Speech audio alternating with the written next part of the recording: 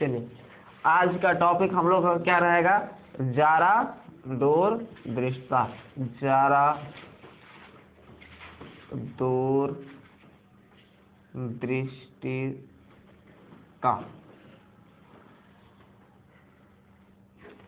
लिखिए सभी लोग अपना कॉपी में, जारा दूरदृष्टता। जारा दूरदृष्टता लिख लिए। क्या है जारा दूरदृष्टता? क्या है जारा दूरदृष्टता? क्या है लिख लिए। इसके क्या कारण है? इसके क्या कारण है? इसके क्या कारण है तथा इसका संशोधन बताइए। तथा इसका संशोधन बताइए। तथा इसका संशोधन बताइए लिख लिए सभी लोग। तथा इसका संशोधन बताइए। तथा इसका संशोधन बताइए लिख लिए सभी लोग। देखिए क्वेश्चन पूरा हो गया। अब आप लोगों को जो है कल वाला याद है ना सब लोगों को, कि कल क्या पढ़े थे, तो दीर्घ दृष्टि दोष पढ़े थे। दीर्घ दृष्टि दोष में क्या होता है, तो दूर की वस्तु जो है दिखाई देता है लेकिन निकट की वस्तु दिखाई नहीं देता, जिसे दीर्घ दृष्टि दोष कहते हैं। इसका कारण क्या होता है, तो फोकस दूरी का कम हो जाना, नेत्र गोलक का छोटा हो जाना, इसका कारण।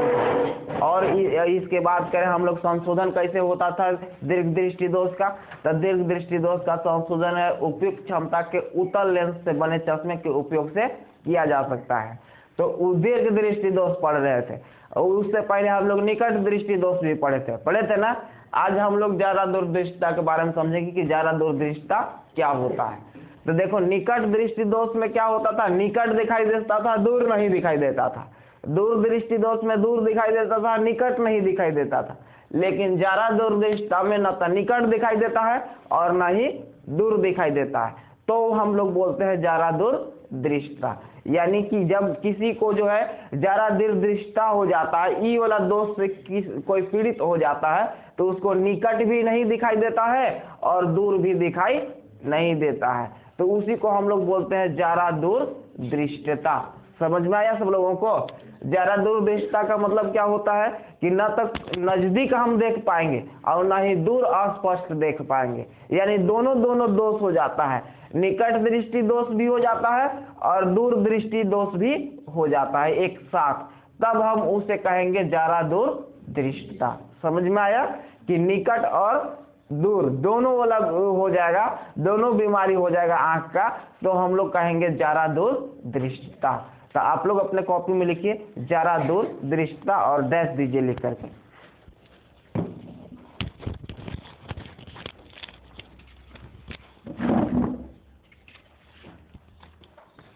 जारा दूरदृष्टता।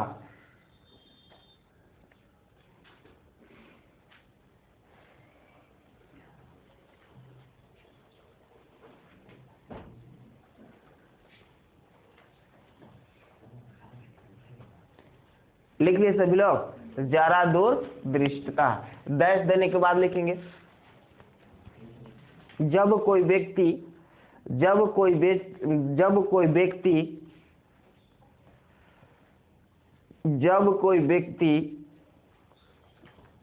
लिख लिए, जब कोई व्यक्ति न ही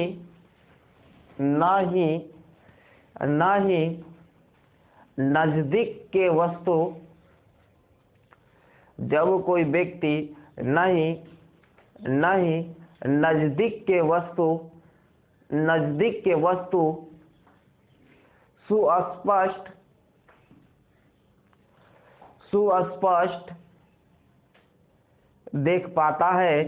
सुस्पष्ट देख पाता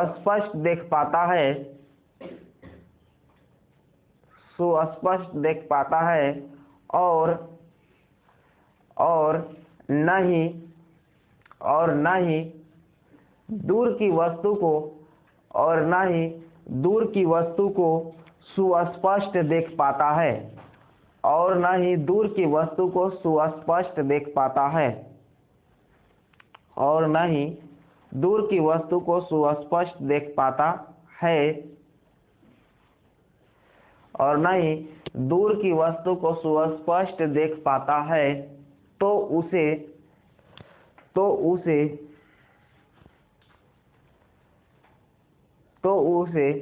जरा दूरदृष्टता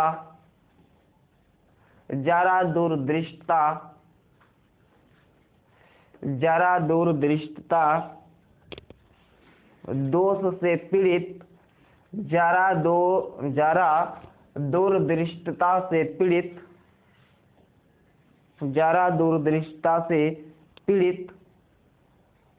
कहा जाता है।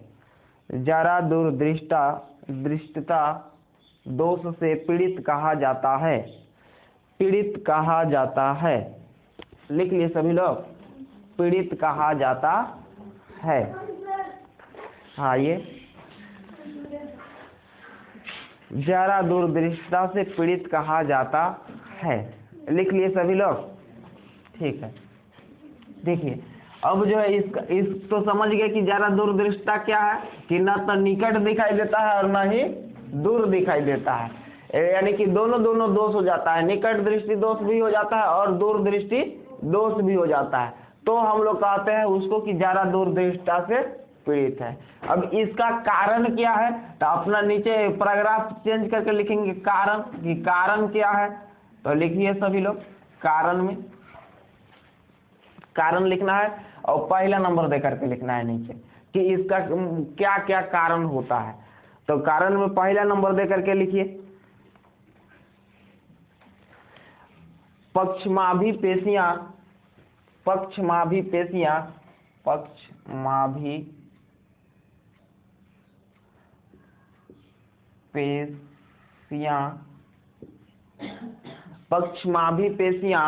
का कमजोर हो जाना। पक्षमाभी पेशियां का कमजोर हो जाना।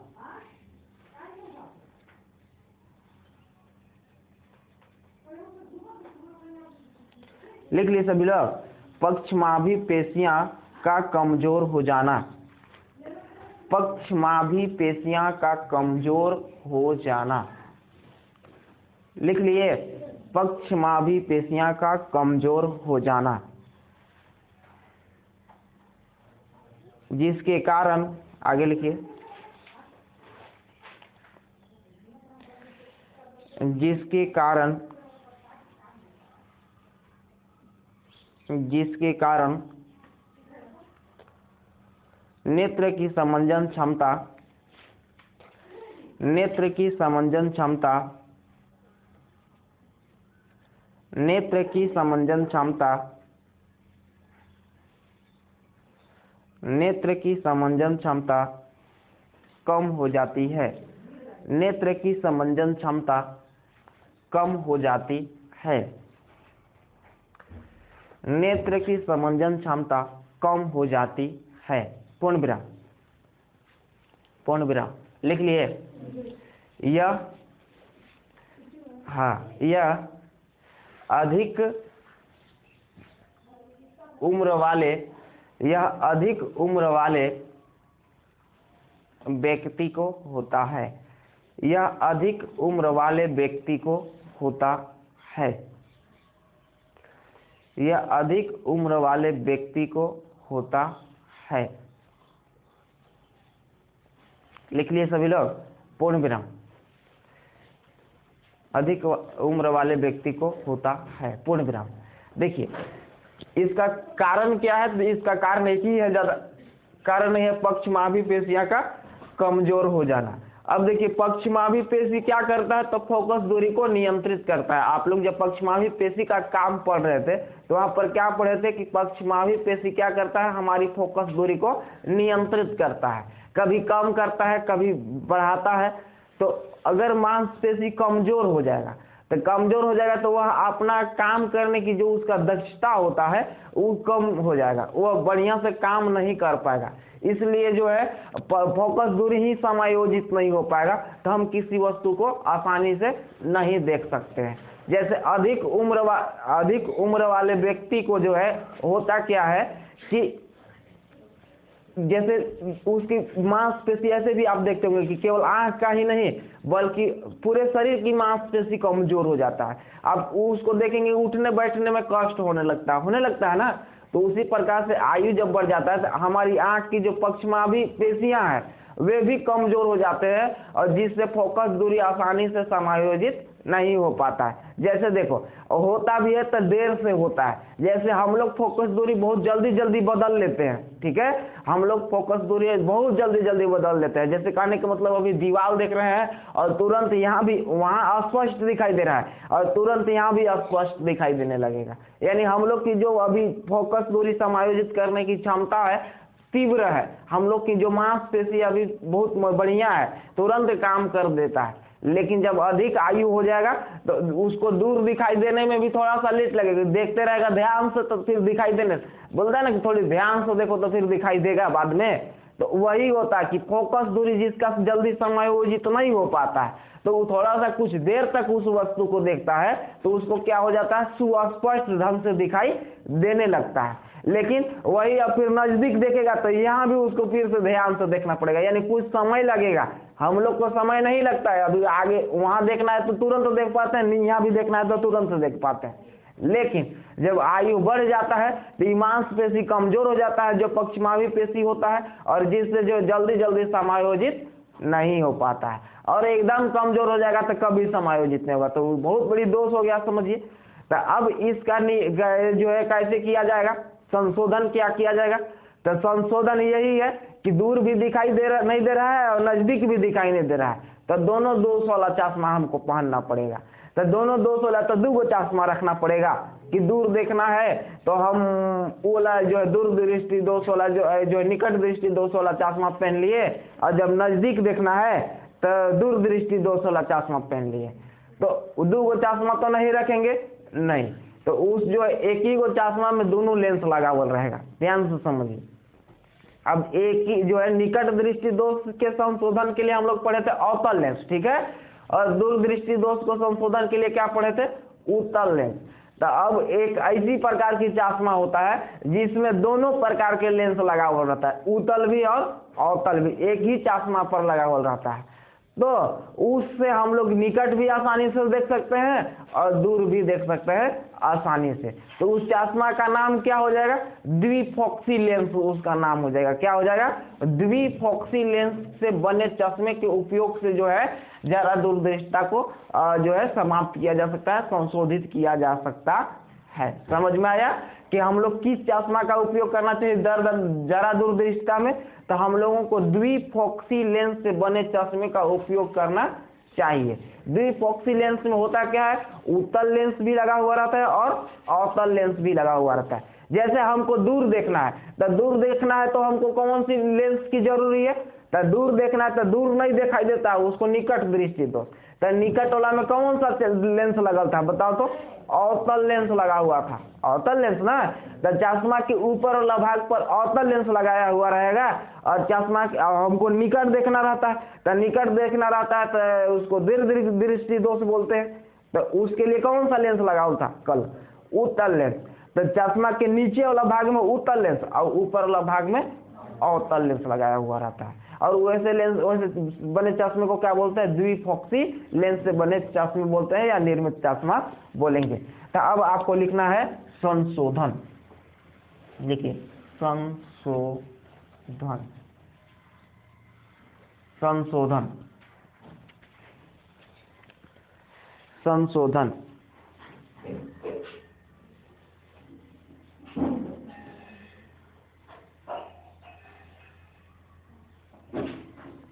लिख लिए सभी लोग। डैश देने के बाद लिखेंगे जरा दूरदृष्टता से पीड़ित व्यक्ति को, जरा दूरदृष्टता से पीड़ित व्यक्ति को, जरा दूरदृष्टता से पीड़ित व्यक्ति को, जरा दूरदृष्टता से पीड़ित व्यक्ति को, पीड़ित व्यक्ति को उपयुक्त क्षमता, जरा दूरदृष्टि दोष से पीड़ित व्यक्ति को, जरा दूरदृष्टता लिखा हुआ है, दोष से पीड़ित व्यक्ति को, पीड़ित व्यक्ति को उपयुक्त क्षमता, उपयुक्त क्षमता, लिख लिए, उपयुक्त क्षमता से बने द्विफोक्सी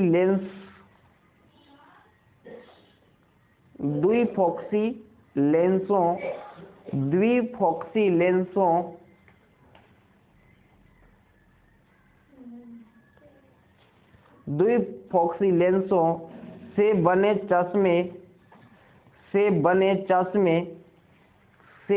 चश्मे से किया जा सकता है, से किया जाता है, इसे लिखो, से किया जाता है। द्विफोक्सी लेंसों से बने चश्मे से किया जाता है, लिख लिए, चश्मे से किया जाता है, पूर्ण विराम। आगे लिखेंगे द्विफोक्सी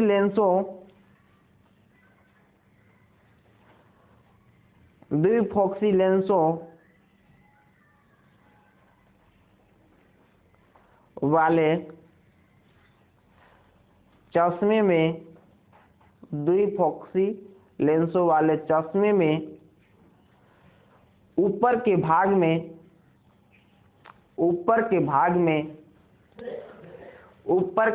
में लिख लिए, ऊपर के भाग में अवतल लेंस, ऊपर के भाग में अवतल लेंस लगा हुआ होता है, अवतल लेंस लगा हुआ होता है, अवतल लेंस लगा हुआ होता है, जो दूर की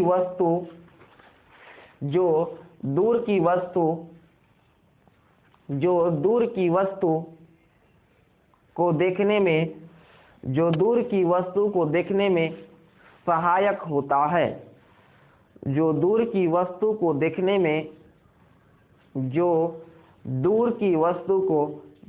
में सहायक होता है, जो दूर की वस्तु को देखने में सहायक होता है, लिख लिए। एवं चश्मे के निचले भाग में, पूर्ण विराम जो है ना उसको, अच्छा एवं ही लिखे, छोड़ दीजिए। एवं चश्मे के निचले भाग में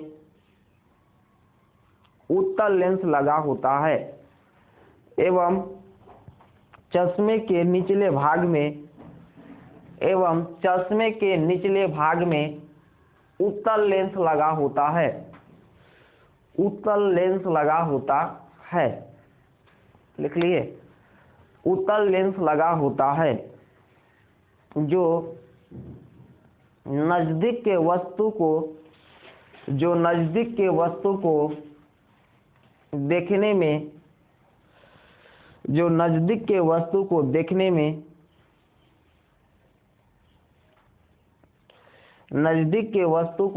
में सहायक होता है, नजदीक के वस्तु को देखने में सहायक होता है, नजदीक के वस्तु को देखने में सहायक होता है, लिख लिए सभी लोग, नजदीक के वस्तु को देखने में सहायक होता है, पूर्ण विराम। चलिए हो गया।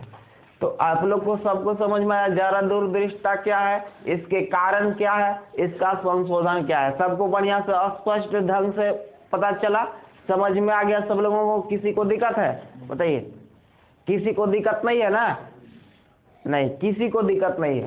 तो अब जो है फिर से एक बार एकदम शॉर्ट में आपको बताते हैं। जरा दूरदृष्टा का मतलब जिसको निकट भी दिखाई नहीं देता, जिसको दूर भी नहीं दिखाई देता, यानी दोनों दोष हो जाता है, उसको जरा दूरदृष्टा बोलते हैं। ठीक, कारण क्या होता है? पक्षमावी पेशी कमजोर हो जाता है, जिसके कारण फोकस दूरी ठीक ढंग से समायोजित नहीं हो पाता है, यह अधिक उम्र वाले व्यक्ति को होता है। संशोधन क्या है? तो द्विफोक्सी लेंस से बने चश्मे के उपयोग से जरा दूरदृष्टा को जो है संशोधित किया जा सकता है। ऊपर वाले भाग में अवतल लेंस लगा हुआ रहता है चश्मा का, और नीचे वाला भाग में जो है उत्तल लेंस लगा हुआ रहता है।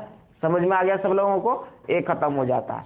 अब जो है दृष्टि दोष जो भी था सभी दृष्टि दोष आप लोग पढ़ लिए, निकट दृष्टि दोष पढ़ लिए, दूर दृष्टि दोष पढ़ लिए, ज्यादा दूर दृष्टि पढ़ लिए। 3 ही प्रकार के दोष होता है, कभी भी परीक्षा में जाना तो 3 प्रकार के दोष। कितने प्रकार के? 3 प्रकार के। तो ये तीनों याद करके रखना, इसके सब चीज पढ़ लिए। अब जो है ये दोष वाला सिस्टम, मतलब दोष वाला जो ये टॉपिक था ये खत्म हो जाता है, ठीक है। अब नया टॉपिक साइंस में स्टार्ट होगा इसी चैप्टर में। तो इससे पहले कुछ हम लोग पढ़े हैं, तो उसके लिए आपको क्वेश्चन दिया हुआ है, वो क्वेश्चन देखना, आप एकदम धड़ाक धड़ाक से उसका आंसर दे सकते हैं। कहने का मतलब आसानी से दे सकते हैं। जैसे सबसे पहला क्वेश्चन है इसमें कि समंजन क्षमता से आप क्या समझते हैं, तो बताइए। ये तो आप लोग बता सकते हैं ना कि अभिनेत्र लेंस की वह क्षमता जिसके कारण वह फोकस दूरी को समायोजित कर लेता है उसे समंजन क्षमता कहते हैं। याद है कि नहीं? सभी लोगों को याद है, क्योंकि आप लोग लिखे हो बहुत, इसको 2-4 दिन पहले ही लिख लिए हो और जो है समझ चुके हो कि समंजन क्षमता का मतलब क्या होता है। तो फोकस दूरी को समायोजित करने की जो क्षमता होता है उसी को समंजन क्षमता कहते हैं, और इसी कारण से हम कोई वस्तु को देख पाते हैं। अगर समंजन क्षमता ठीक नहीं रहेगा तो हम किसी वस्तु को देख नहीं पाएंगे। क्लियर? दूसरा का क्वेश्चन है, ध्यान से समझना सब लोग। निकट दृष्टि दोष का कोई व्यक्ति 1.2 मीटर से अधिक दूरी पर रखी वस्तु को सुस्पष्ट नहीं देख सकता। इस दोष को दूर करने के लिए उपयुक्त संशोधक लेंस की किस प्रकार होनी चाहिए? देखो क्वेश्चन क्या है कि कोई व्यक्ति है और एक दोष से पीड़ित है। किताब सबके पास है? अभी सभी लोग के पास नहीं हो पाया है, तो जो है सभी लोग के पास नहीं हो पाया तो ये क्वेश्चन लिख लीजिए, क्योंकि किताब का क्वेश्चन है तो आप काम करेगा। लिखो, निकट दृष्टि दोष, लिखिए जल्दी से। हाँ, प्रश्न लिखना है। निकट दृष्टि दोष का कोई व्यक्ति, निकट दृष्टि दोष का कोई व्यक्ति 1.2 मीटर 1.2 मीटर से अधिक दूरी पर रखी वस्तु से अधिक दूरी पर रखी निकट दृष्टि दोष का कोई व्यक्ति 1.2 मीटर से अधिक दूरी पर, फिर से बोले, निकट दृष्टि दोष का कोई व्यक्ति, इतना हो गया है सब लोगों का। 1.2 मीटर 1.2 मीटर यहाँ लिखल है, से अधिक दूरी पर रखी वस्तुओं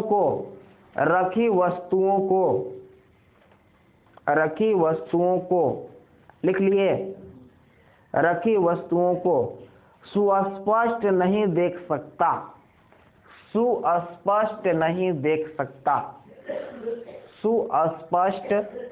देख सकता, लिख लिए, सुस्पष्ट नहीं देख सकता, पूर्ण विराम। इस दोष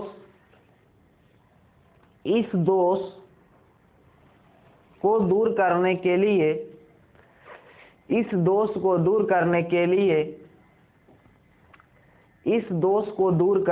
लिए लिख लिए, उपयुक्त संशोधक लेंस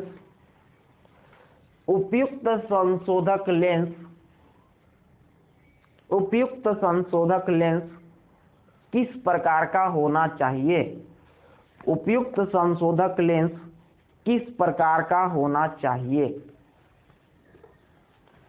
किस प्रकार का होना चाहिए? लिख लिए, किस प्रकार का होना चाहिए? किस प्रकार का होना चाहिए?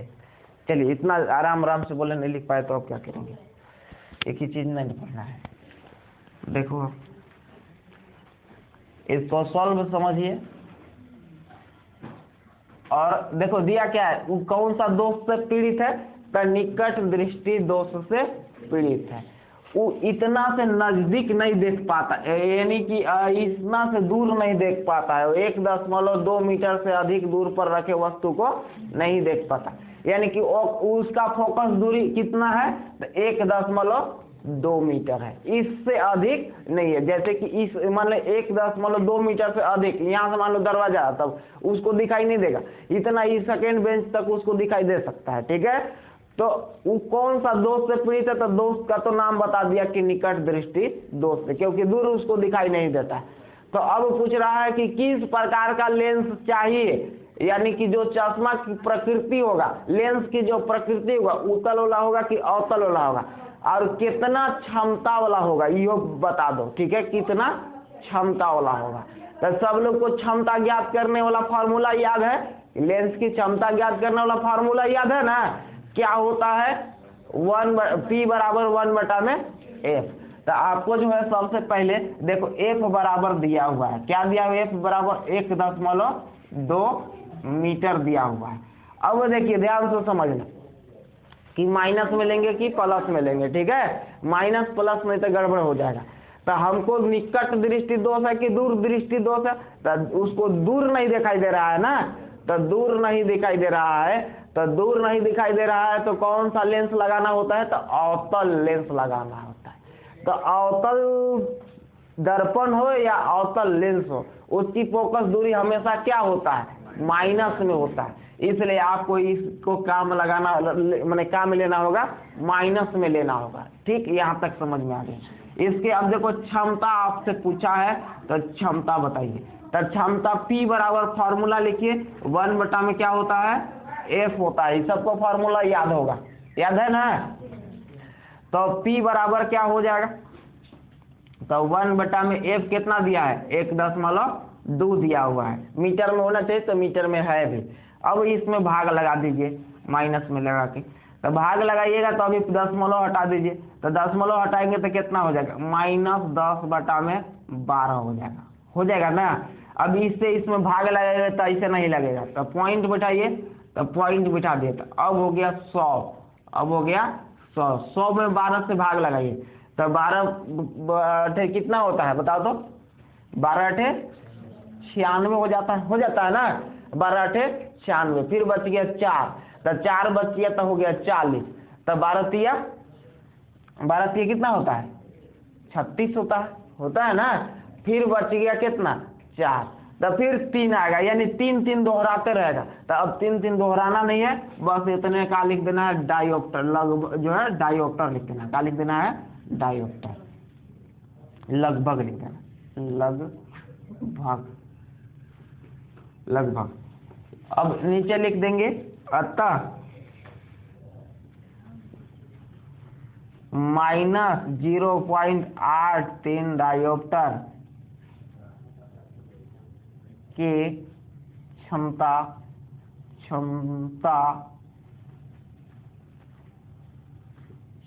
क्षमता वाले अवतल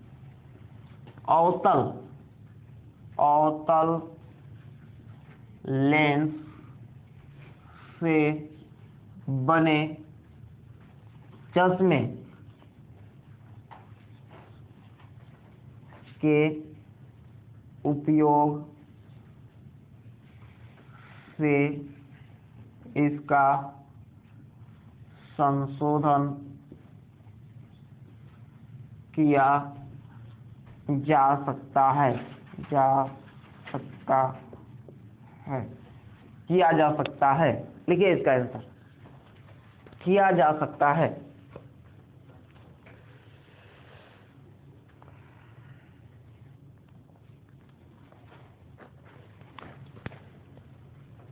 लिख लिए सभी लोग, किया जा सकता है, देख करके लिख लीजिए।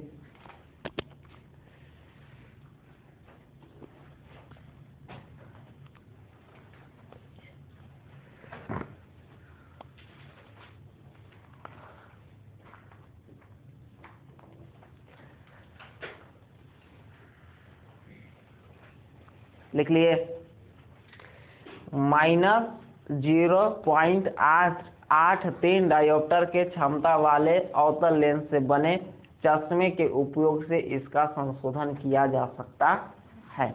लिख लिए, समझ में आ गया सब लोगों को। बढ़िया से समझ में आ गया कि इसका एफ दिया हुआ है, याद कर ली। अब देखिए एक और क्वेश्चन दिया हुआ, क्या दिया है, मानव नेत्र की सामान्य दृष्टि के लिए दूर बिंदु तथा निकट बिंदु नेत्र से कितनी दूर पर होते हैं। तो दूर बिंदु कितना पर होता है, अनंत पर, निकट बिंदु कितना होता है, 25 सेंटीमीटर पर। ये लिख लिए हो, इसको नहीं लिखाएंगे कॉपी में फिर से, ठीक है, ये आप अपने कॉपी में लिख लिए हो। अब देखिए एक और क्वेश्चन दिया हुआ है, वो क्वेश्चन का आंसर सब लोग बता देंगे एकदम आसानी से। क्या क्वेश्चन है कि अंतिम पंक्ति में बैठे किसी विद्यार्थी को श्यामपट्ट पढ़ने में कठिनाई होती है।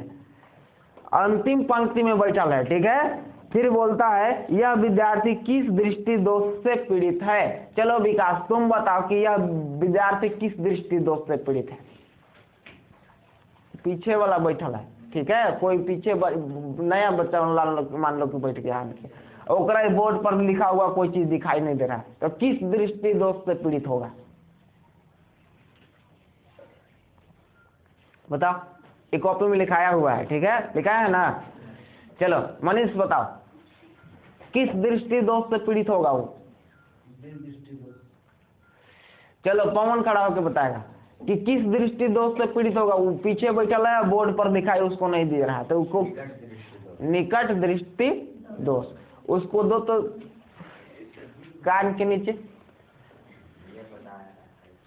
कौन बताया था, गलती बता दिया, खड़ा होकर गलती बोल दिया। चलो बैठो, आप ना एकदम रिवीजन नहीं कर रहे, रिवीजन कीजिएगा तब तो कंप्लीट होगा। आपको कॉपी में भी लिखा दिए, समझा भी दिए, फिर भी वही बात। अरे दूरी ना बैठ गया वो, तो दूरी से नहीं दिखाई दे रहा था, दूरी वाला नहीं दिखाई देता तो कौन दोष होता है, निकट होता है। और जो नजदीक वाला नहीं दिखाई देता उसको दीर्घ बोलते हैं। क्लियर। तो अब फिर बोलता है कि जो है इसे किस प्रकार संशोधित किया जा सकता है। तो इसे जो है निकट दृष्टि दोष है, तो कौन सा लेंस लगाना होगा, अवतल वाला लगाना होगा, बस हो गया। अब जो है आप लोग ये क्वेश्चन ना अपने से भी लिखिए लो, हो सकता है पूछेगा कभी। कोई के डिक्शनरी पढ़ने में कठिनाई हो रहा है, तब कौन दोष से पीड़ित है। मान लो कि डिक्शनरी जो है, डिक्शनरी मैंने सब लोग समझते हो ना, शब्दकोश, तो उसको पढ़ना है, तो इतना में तो रख के पढ़ेगा कोई, तो यानी निकट रख के पढ़ रहा है कि दूर रख के पढ़ रहा है, निकट। तो किस दृष्टि दोष से पीड़ित है, तो निकट से ओकरा नहीं दिखाई दे रहा है, तो निकट नहीं दिखाई दे रहा है तो दीर्घ दृष्टि दोष, दूर नहीं दिखाई दे रहा है तो निकट दृष्टि दोष, नजदीक नहीं दिखाई दे रहा है तो दीर्घ दृष्टि दोष। कंफ्यूज मत हो। चलो लिखो, नोट करके लिखना है। कोई व्यक्ति, चलो लिखो ना, कोई व्यक्ति को डिक्शनरी लिख लिए, हिंदी में लिखो ना, डिक्शनरी लिख लिए। पढ़ने में कठिनाई हो रहा है, तो वह डिक्शनरी पढ़ने में कठिनाई हो रहा है तो वह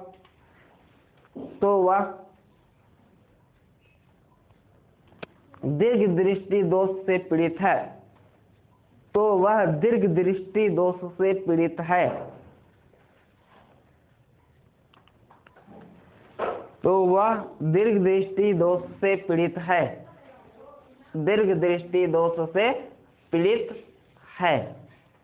लिख लिए सभी लोग, दीर्घ दृष्टि दोष से पीड़ित है। इसका संशोधन उत्तल लेंस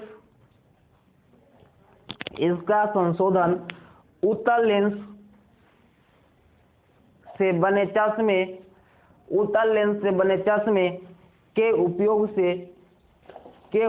से किया जा सकता है। उत्तल लेंस के बने चश्मे के उपयोग से किया जा सकता है। लिख लिए सभी लोग, उत्तल लेंस के बने चश्मे के उपयोग से किया जा सकता है। पूर्ण विराम। इसको याद कर लेना सब लोग, एग्जाम में भी पूछा जाता है। अब पढ़ना है हम लोगों को, ये दृष्टि दोष वाला खत्म होता है। अब हम लोग को पढ़ना है प्रिज्म के बारे में। अगला टॉपिक है प्रिज्म से प्रकाश का अपवर्तन। अब है प्रिज्म से प्रकाश, प्रिज्म से प्रकाश का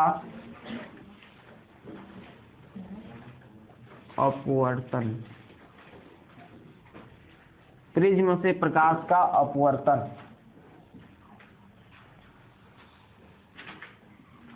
प्रिज्म से प्रकाश का अपवर्तन, प्रिज्म से प्रकाश का अपवर्तन लिख लिए सभी लोग। प्रिज्म से प्रकाश का अपवर्तन। अब देखिए, सबसे पहले तो प्रिज्म क्या है आप लोग को पहले दिखाए होंगे हम, मेरे पास था अभी यहाँ पर नहीं रखा हुआ है। प्रिज्म आप लोगों को पहले दिखाए होंगे, सभी लोग देखे हैं, और नहीं तो फिर विद्यालय में भी देखे होंगे। तो प्रिज्म क्या होता है आप लोग जो है देखे होंगे कि वह तो 3 डायमेंशन वाला चीज, माने एक जो है कांच का बना हुआ होता है, पारदर्शी माध्यम होता है, यही ना होता है। यानी उसकी ऊंचाई भी होता है, चौड़ाई भी होता है और लंबाई भी, माने तीनों चीज होता है उसमें। और ऊंचाई भी कुछ रहता है, कुछ चौड़ा भी रहता है, कुछ मोटा भी रहता है ना। तो वो उसको जो है और कैसा रहता है, पारदर्शी माध्यम रहता है, कांच का बना होता है, ठीक। तो उसी को हम लोग क्या बोलते हैं, प्रिज्म बोलते हैं। जैसे कि आप लोग जो है याद, ये देखो बोर्ड पर तो तीनों डायमेंशन नहीं बनाया जा सकता। जैसे कहने का मतलब अभी ऐसे भी ऊपर की ओर भी होगा, तो ऊपर वाला बोर्ड पर अभी यहाँ ऐसे लाइन खींचे, दिखाई दे रहा होगा, ये लाइन दिखाई दे रहा है ना कि नहीं। जैसे ये देखो नीचे वाला लाइन हो गया, अब ये मोटा होगा तो ऊपर एक लाइन ऐसे खींचना पड़ेगा, इसके समांतर ऐसे तो वो लाइन तो दिखाई नहीं देगा ना। तो इसमें ऐसा ही प्रिज्म बनाया जाएगा, ठीक है। ये समझ लो कि प्रिज्म है। लेकिन प्रिज्म ये समझ दिमाग में बैठाना है कि कैसा रहता है, तो दिमाग में कब आएगा, जब आप देखे रहेंगे कि हाँ प्रिज्म कैसा रहता है। तो कौन कौन इसमें देखे हैं पहले वो बता। इतने लोग देखे हैं, अरे तो दिक्कत है। अच्छा रुको, कल हम दिखाते हैं। तो जो है ये समझिए प्रिज्म है। अब ध्यान से समझना। अब ये पारदर्शी माध्यम है, तब पारदर्शी माध्यम में परावर्तन होता है कि अपवर्तन होता है। तो पारदर्शी माध्यम में अपवर्तन होता है और अपारदर्शी माध्यम में परावर्तन होता है। देखे थे आप लोग कि जो दर्पण होता है, तो दर्पण अपारदर्शी होता है, तो उसमें प्रकाश परावर्तित होकर पीछे ही लौट जाता है, उसी दिशा में लौटता है जिधर से जाता है। लेकिन अपवर्तन में होता क्या है कि उसमें हेलता है, प्रकाश हेल जाए, माने उसके अंदर पार हो जाता है और पार होने के बाद मुड़ के थोड़ा सा निकल जाता है, यही ना होता है अपवर्तन में। तो देखो ये प्रिज्म है। अब प्रिज्म देखिए यहाँ से एक प्रकाश किरण इसमें प्रवेश करता है, यहाँ जो बना हुआ कोण रहता है उसको प्रिज्म कोण बोलते हैं, ध्यान रखना। यहाँ जो कोण बनता है ना, ये कोण को क्या बोलते हैं, प्रिज्म कोण बोलते हैं। तो ऐसा नहीं यहाँ है तो यहाँ भी प्रिज्म कोण है, यहाँ भी प्रिज्म कोण है, यहीं भर नहीं है, हर जगह प्रिज्म कोण है, ठीक है। तो अब देखिए इसमें एक श्वेत प्रकाश किरण गुजरता है। जो प्रकाश जो किरण रहता है, सूर्य से जो प्रकाश आता है वो कैसा रहता है, श्वेत रहता है। श्वेत का मतलब समझ रहे हैं, अभी इसमें सूर्य का प्रकाश कमरा में है ना, तो इसमें जो है तो उस श्वेत प्रकाश किरण है, समझो। तो सूर्य से जो किरण निकल रहा है वो भी श्वेत है। श्वेत माने सफेद, श्वेत सफेद सबको समझ में आता है ना, तो वह श्वेत समझना है कि श्वेत होता है। तो अब वही श्वेत प्रकाश किरण इसमें प्रवेश करता है। अब जब प्रवेश करता है तो इसमें क्या होगा, अब बताइए। अपारदर्शी माध्यम में, इसमें तो अंदर जाएगा ना, और अंदर जाने के बाद क्या होता है कि इसमें प्रकाश किरण जो है मुड़ जाता है। तो मुड़ता कैसे है, और विभिन्न रंगों में विभक्त भी हो जाता है। जैसे एक ही प्रकाश किरण, श्वेत प्रकाश किरण इसमें प्रवेश किया, लेकिन प्रवेश करने के बाद जब इसमें अपवर्तन होता है तो ये प्रकाश किरण, श्वेत प्रकाश किरण 7 रंगों में विभक्त हो जाता है, बंट जाता है 7 रंगों में, अलग अलग में। जैसे क्या होता है, ये देखो इस प्रकार से जो 7 रंग इसमें से यहाँ से निकल जाता है, माने 7 रंग में बट जाता है श्वेत प्रकाश किरण। कितना हुआ, 1 2 3 4 5 6 और एक थे और 7। 7 जो है रंगों में ये प्रकाश किरण क्या हो जाता है, विभक्त हो जाता है। तो देखिए, तो यानी कि श्वेत प्रकाश किरण जो है कितने रंगों से मिलकर के बना हुआ होता है, तो 7 रंगों से मिलकर के बना होता है। अब इस 7 रंगों में विभक्त होना वर्ण विक्षेपण कहलाता है। पूछा जाएगा कि वर्ण विक्षेपण क्या है, तो वर्ण विक्षेपण ये है कि जब श्वेत प्रकाश किरण किसी प्रिज्म से होकर गुजरती है तो वे 7 रंगों में विभक्त हो जाती है, जिसे बोला जाता है वर्ण विक्षेपण। तो अब उस 7 रंग जो है कौन कौन सा है वो याद करना होगा। तो याद करो 8वीं क्लास में तुम लोग को ये सब बताए थे कि जो है 7 रंग होता है, तो 7 रंग याद करने के लिए कोई शब्द बताए थे कि वो शब्द याद कर लो, बस हो गया, कहानी खत्म। तो किसको किसको याद है बताओ तो।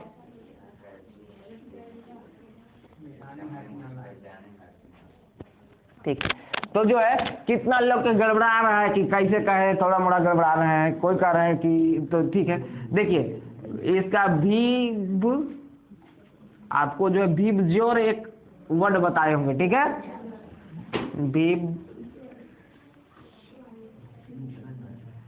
भीब जोर 1 2 3 4 5 6 7 हो गया ना।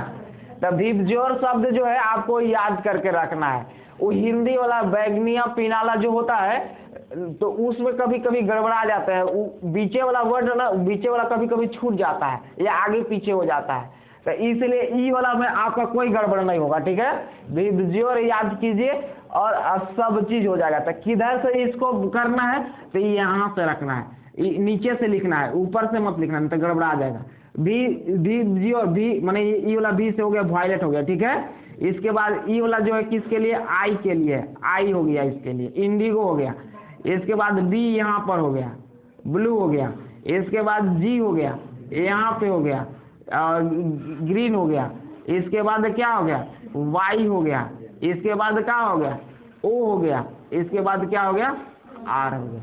ओ से क्या हो गया, ऑरेंज हो गया। आर से क्या हो गया, रेड हो गया। वाई से क्या हो गया, येलो हो गया। जी से क्या हो गया, ग्रीन हो गया। बी से क्या हो गया, ब्लू हो गया। आई से क्या हो गया, इंडिगो हो गया। भी से क्या हो गया, वायलेट हो गया, ठीक है। तो आपको ये सब, अब बताओ किसी को तो गड़बड़ होगा कि उसका कलर का नाम इंग्लिश में याद नहीं होगा, तो याद करो कलर का नाम, ये सब 10वीं 9वीं में गड़बड़ हो जाएगा। तो सबका याद है, ठीक है। तो अब ये 7 रंगों में विभक्त हो गया। कितना रंगों में, 7 रंगों में विभक्त हो गया। जोर से याद करेंगे तो सबसे बातचीत नहीं करेंगे। तो श्वेत, यहाँ से एक चीज क्लियर होता है कि श्वेत प्रकाश किरण कितने रंगों में विभक्त होता है, 7 रंगों में विभक्त हो जाता है। कौन कौन सा रंग में विभक्त होता है, तो वायलेट हो गया, इंडिगो हो गया, ब्लू हो गया, ग्रीन हो गया, येलो हो गया, और ऑरेंज हो गया, और रेड हो गया। तो सबसे अधिक देखिए विक्षेपण किसका हुआ, अभी भी थोड़ा सा समझो।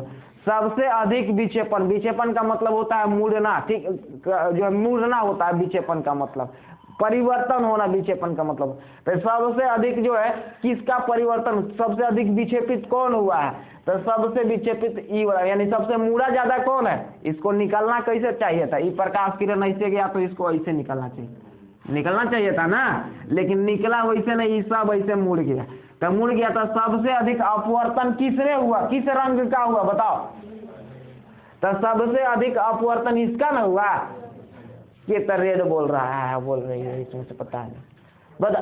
ये तो कम न मुड़ा है, ज्यादा कौन मुड़ा है, ई वाला, भी वाला मुड़ा है। ध्यान से देखो कि इसका जो है ना विक्षेपण ज्यादा होता है। सबसे अधिक विक्षेपण किसका होता है, वायलेट का होता है, और सबसे कम विक्षेपण किसका होता है, रेड का होता है। क्लियर। तो आप लोग अपने कॉपी में लिखिए वर्ण विक्षेपण क्या है, लिखिए प्रकाश का वर्ण विक्षेपण क्या है, लिखिए प्रकाश का वर्ण विक्षेपण क्या है, प्रकाश का वर्ण विक्षेपण क्या है, प्रकाश का वर्ण विक्षेपण क्या है, प्रकाश का वर्ण विक्षेपण क्या है, प्रकाश का वर्ण विक्षेपण क्या है, लिख लिए सभी लोग। प्रकाश का वर्ण विक्षेपण क्या है। तो डैश देने के बाद लिखेंगे जब प्रकाश किरण किसी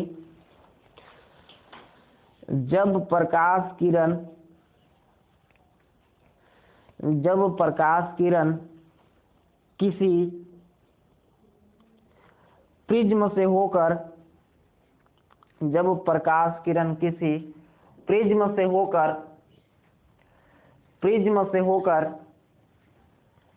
गुजरती है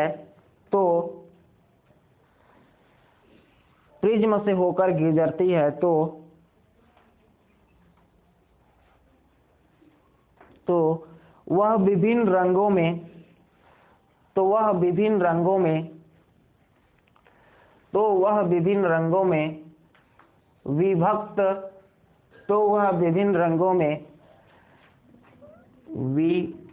विभक्त कोष्टक में लिख लेना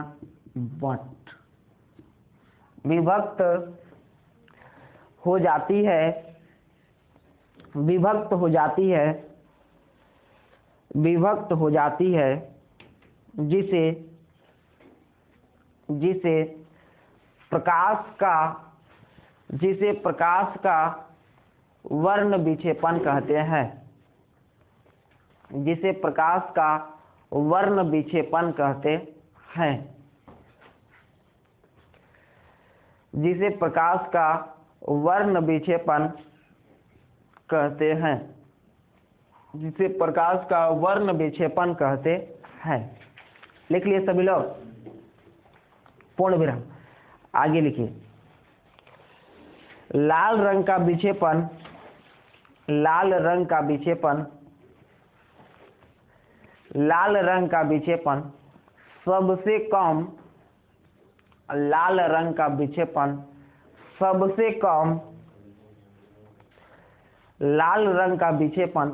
सबसे कम तथा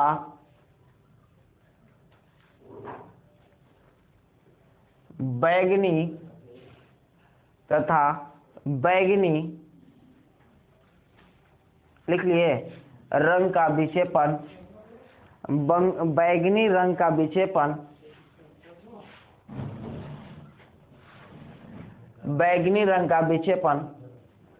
सबसे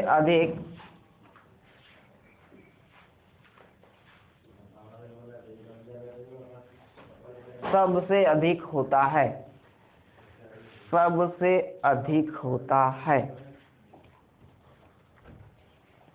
लिख लिए सभी लोग। सबसे अधिक होता है पूर्ण विराम।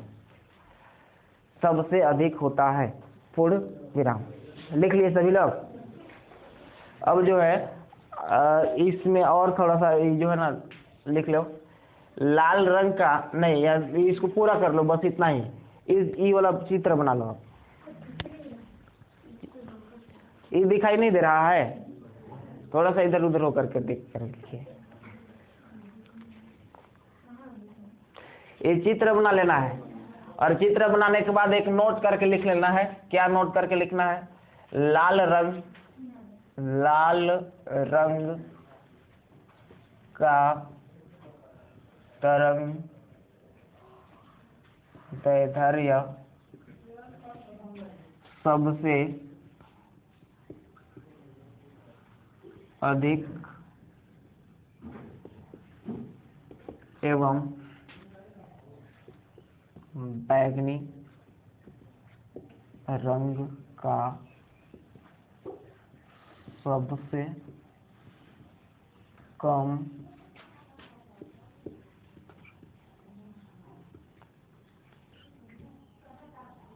तरंगदैर्ध्य होता है। ये चित्र बना करके इसको नोट करके लिख लीजिएगा। ये जो है ना काम करेगा आपका एग्जाम में पूछा जाता है। और आज साइंस के लिए इतना ही पढ़ेंगे।